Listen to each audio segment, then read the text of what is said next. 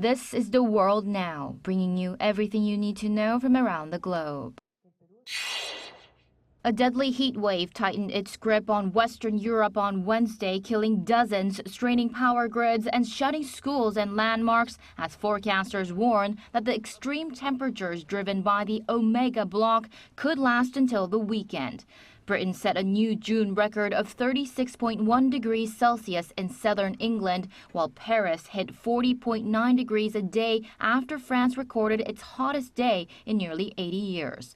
At least 48 people have drowned in France while trying to cool off, and 2 young children died in a hot car. The heat killed hundreds of thousands of animals at French poultry farms. Major landmarks, including the Eiffel Tower and the Louvre, also announced early closures. Meanwhile, Italy placed 16 cities on its highest alert. Meteorologists likened conditions to the 2003 heat wave that caused an estimated 80,000 deaths across Europe, warning Europe is warming at twice the global average. France confirmed its first Ebola case on Wednesday in a doctor who recently returned from a humanitarian mission in the Democratic Republic of Congo. French authorities placed the doctor in isolation and identified the 5 passengers seated near him on the flight to France. The French Health Ministry said the risk to the wider European population remains low.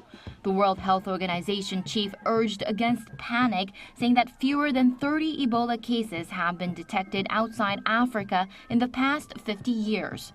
Congo's outbreak of the rare Bundibugyo strain has now infected 1,118 people and killed 291, the most confirmed cases within the first month of any Ebola episode on record. Keiko Fujimori will become Peru's first elected female president on her 4th attempt after taking an unbeatable lead with nearly 98% of votes counted on Tuesday. Fujimori narrowly defeated leftist Congressman Roberto Sanchez in a June runoff in one of the closest elections in the country's history. Sanchez has alleged fraud and refused to recognize the result, though international observers said both rounds proceeded normally.